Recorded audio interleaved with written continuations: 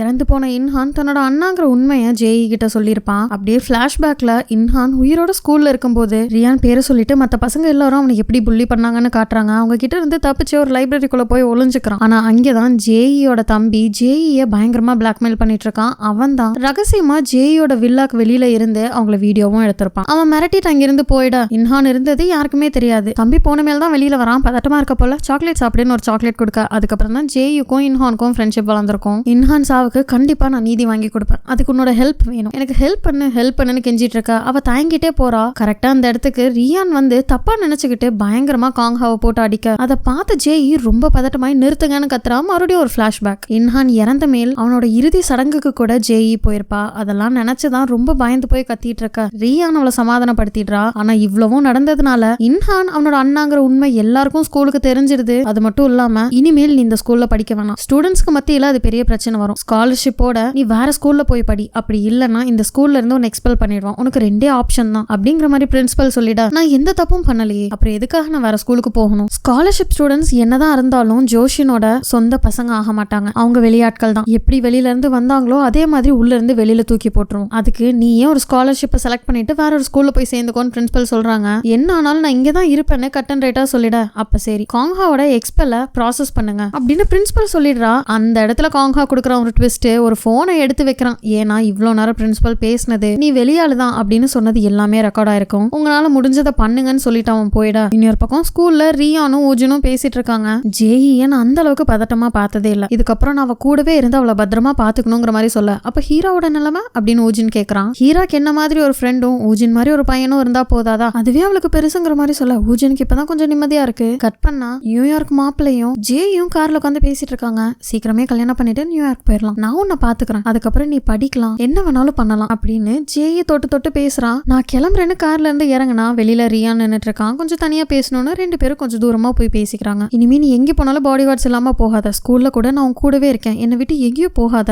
அதுதான் உனக்கு சேஃப். முக்கியமா காங்ஹா மாதிரி ஸ்காலர்ஷிப் பசங்க கூட எல்லாம் சேராத அப்படிங்கிற மாதிரி சொல்லிட. ஸ்காலர்ஷிப் பசங்களும் மனுஷங்க தான். அது மட்டும் இல்லாம உனக்கும் எனக்கும் பிரேக்கப் ஆயிடுச்சுன்னு மறந்துட்டியா? என்ன ஆனாலும் நான் உன் கூட இருக்க மாட்டேன்னு சொல்லிடுறா. அதுதான் எனக்கு புரியல. நீ எதுக்காக என் கூட பிரேக்கப் பண்ற? எனக்கு காரணத்தை சொல்லுன்னு கேட்டா, நாம ஒன்னா இருக்கனால நம்மள சுத்தி இருக்கிற எல்லாமே அழிஞ்சு போகிற மாதிரி இருக்கு. இதுக்கப்புறமும் அந்த மாதிரி நடக்க கூடாதுங்கிறதுக்காக தான். என்ன ஆனாலும் நீ நம்ம சேர மாட்டோம்னு சொல்லிட்டு வீட்டுக்கு வந்தா அந்த இடத்துல தம்பி கூட சிரிச்சு சிரிச்சு ஹீரா பேசிட்டு இருக்கா. என்னன்னா ஜேஇ நியூயார்க் போறனால ஃபேர்வெல் பார்ட்டி ஒன்னு ஆர்கனைஸ் பண்ணிருக்கா. அதுக்கு இன்வைட் பண்ணதான் வந்திருக்கா. பெஸ்ட் ஃப்ரெண்டா இல்ல, பெஸ்ட் எனிமியா. ரியான் கிட்ட என்னோட லவ்வ சொல்லிட்டேன். அவனோட பதிலுக்காக வெயிட் பண்ணிட்டு இருக்கேன். நீ எந்த குழப்பமும் பண்ணாம நியூயார்க் போயிடு. அதுதான் உனக்கும் நல்லது. நீ ஹர்ட் ஆனாலும் ரியான் ஹர்ட் ஆனாலும் சுத்தி இருக்கிற நம்ம யாரு ஹர்ட் ஆனாலும் நான் கவலைப்பட மாட்டேன். என்கிட்ட அந்த மாதிரி ஒரு விஷயம் இருக்குன்னு சொல்லி ஒரு பிளாஷ்பேக். நீங்க நினைச்சு கூட பார்க்க முடியாத மாதிரி ஒரு முக்கியமான விஷயம் என்கிட்ட இருக்கு. அதை நான் கண்டிப்பா உங்ககிட்ட கொடுக்குறேன் அப்படின்னு தம்பி சொல்லியிருப்பான். அதை வச்சுக்கிட்டு தான் ஜேஇ கிட்ட இதெல்லாம் சொல்லிட்டு இருக்கா. அன்னைக்கு நம்ம பேசிட்டு நான் கார்ல போகும்போது அழுதேன். நிஜமாலுமே நம்ம பெஸ்ட் ஃப்ரெண்ட்ஸா இருந்திருக்கோம் போல. அதனால நீ நியூயார்க் கிளம்பும் போது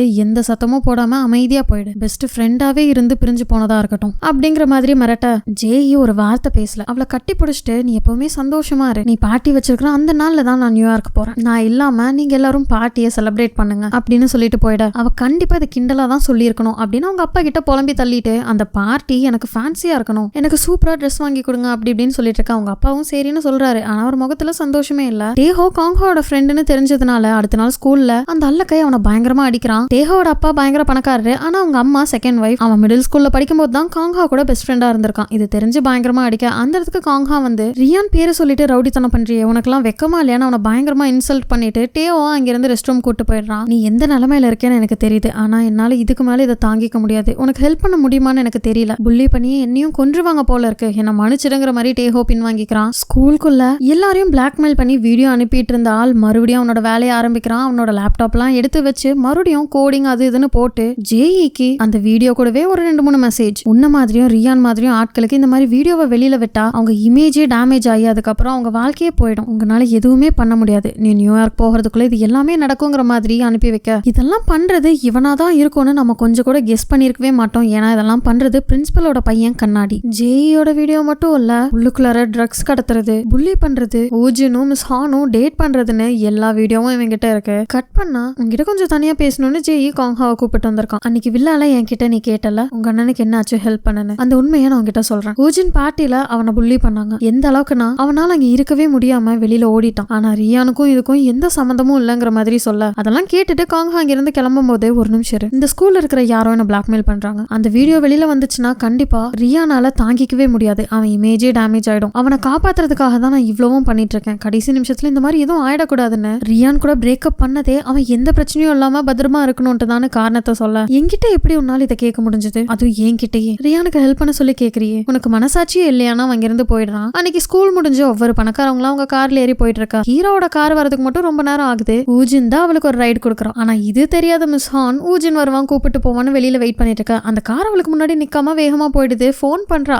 ஆனா ஊஜின் அதை எடுக்கல. யாராச்சும் டேட் பண்றியா அப்படின்னு ஹீரா கேட்டாலும் அவன் இல்லன்னு சொல்லிடுறான். இருக்கிறத தாண்டி நீ ரொம்ப பேராசப்படுறேன்னு நினைக்கிறான். ரியான் கிட்ட நீ ப்ரப்போஸ் பண்ணது அது இதெல்லாம் கொஞ்சம் ஓவரா இல்ல அப்படிங்கிற மாதிரி சொல்ல, பேராசங்கிறதெல்லாம் நீ சொல்லாத, ஆசைப்பட்டாதான் எல்லாமே நமக்கு கிடைக்கும்னு பேசிட்டு இருக்கும் போதே ஹீரா வீடு வந்துருது. அவளும் இறங்கி உள்ள போனா வெளியிலேயே அன்அபிஷியல் வெஹிக்கிள்னு 2-3 வண்டி இருக்கு. உள்ள போய் பார்த்தா டேபிள், சேரு, புக்ஸ், துணின்னு எல்லாத்தையுமே சீஸ் பண்ணிருக்காங்க. ஆல்ரெடி அவங்க அப்பா கம்பெனி பேங்க்ரப்ட் ஆன நிலைமையில இருந்திருக்கும். ஒரு பொருளும் இல்லாம சீஸ் பண்ணிட்டு போயிடா. அவங்க அம்மா இனிமேல் நம்ம என்ன பண்ணுவோம்னு கட்டி பிடிச்சு கதறாங்க.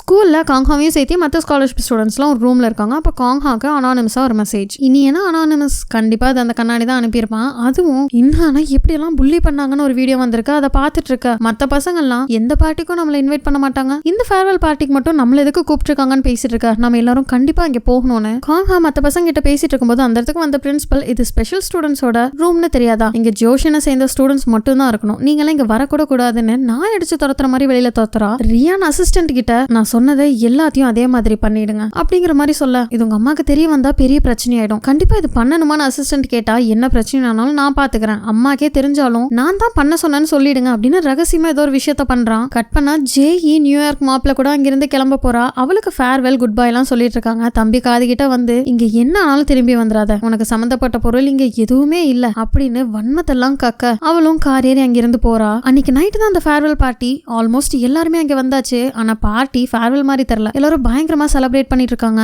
ஜேஇ இந்த நாட்டை விட்டு போயிட்டா ஹீரா தான் இனிமேல் இந்த ஸ்கூலோட குயின்ங்கிற மாதிரி காசு படிச்சிட்டு இருக்கா. கொஞ்ச நேரத்திலேயே ஹீரா அங்க வந்துடுறா. ஆனா கிராண்டா வர வேண்டியவர் ரொம்ப சிம்பிளான ட்ரெஸ் போட்டுட்டு வந்திருக்கா. ஏன்னா இது வாங்குறதுக்கு தான் உங்க அப்பா கிட்ட காசு இருந்திருக்கு. இன்னைக்கு நீ ரொம்ப வித்தியாசமா இருக்க, சிம்பிளா ட்ரெஸ் போட்டிருக்க அப்படிங்கிற மாதிரி ஊஜின் கேட்டா, சிம்பிளா இருந்தாலும் நான் அழகா தான் இருப்பேன்னு பேசிட்டு இருக்கும்போது அந்த இடத்துக்கு காங்ஹாவும் வந்துடுறான். அதே பார்ட்டி ஹால்குள்ள தனியா கண்ணாடி நின்னுட்டு இருக்க. அப்போ அவனுக்கு ஒரு மெசேஜ், உனக்கு இந்த வீடியோஸ்லாம் எங்க இருந்து கிடைச்சது, பதட்டமாகாத, யாராவது கண்டுபிடிச்சிருவாங்க அப்படின்னு. இவன் யாருன்னு தெரிஞ்ச மாதிரியே வந்திருக்கு. அவனும் சுத்தி முத்தி பாக்குறான். ஆனா அவனுக்கு நேர் வந்து நிக்கிறது காங்ஹா. பதட்டப்படாதன்னு சொன்னேன்ல, நீ எதுக்காக இதெல்லாம் பண்ற அப்படின்னு கேட்கவும், உனக்கு வீடியோ அனுப்புனதை கேக்குறியா இல்ல ஜேஇ பிளாக்மெயில் பண்ணதா, உனக்கு எப்படி இதெல்லாம் தெரியும்னு கேட்டா, எங்க அண்ணனோட கல்லறைக்கு போகும்போது அங்க நான் இதை பார்த்தேன்னு ஒரு விட்ஜெட் ஸ்பின்னரை கொடுக்குறான். இதை எப்பவுமே நீ தான் உன் பேக்ல மாட்டியிருப்ப, நீ எதுக்காக எங்க அண்ணனை பார்க்க போகணும், அவனோட பெஸ்ட் ஃப்ரெண்டா. கொஞ்சம் சந்தேகமா இருந்ததுனால டேஹோ கிட்ட கேட்டேன். அன்னைக்கு நாங்க கஃபேல இருந்தப்ப நீ ஒட்டி கேட்டது எல்லாம் நீ அவன் கிட்ட சொல்லியிருக்க, வெளியில மாட்டி விட மாட்டேன்னு சொல்லியிருக்க. எனக்கு லைட்டோ மேல டவுட் இருந்தது, அதனாலதான் மெசேஜ் பண்ணேன். அதை பார்த்தோன்னே நீ பதட்டமானே கன்ஃபார்மே பண்ணிட்டேன் அப்படின்னு சொல்ல, உனக்கு என்ன வேணும்னு கேட்கறான். உங்ககிட்ட இருக்கிற வீடியோஸ் எல்லாமே எனக்கு வேணும். ஒருவேளை ஜேஇ மேலேயும் ரியான் மேலேயும் இருந்த கடுப்புல அந்த வீடியோஸ் எல்லாம் காங்ஹாவே வெளியில ரிலீஸ் பண்ணிடுவானோ என்னன்னு தெரியல. பார்ட்டி ஆரம்பிச்சு இவ்வளவு நேரம் ஆயும் என்னடா ரியானா காணோன்னு வெயிட் பண்ணிட்டு இருக்கும்போது அவளோட ஃப்ரெண்டு கிட்ட இருந்து ஒரு நியூஸ் மெசேஜ் வருது. என்னன்னு ஓபன் பண்ணி பார்த்தா, பெரிய கம்பெனியை சேர்ந்த ஒரு சேர்மனோட பையன் ட்ரக் கேஸ்ல அரெஸ்ட் ஆயிருக்கிறதா வந்திருக்கு. அது வேற யாருமே இல்ல,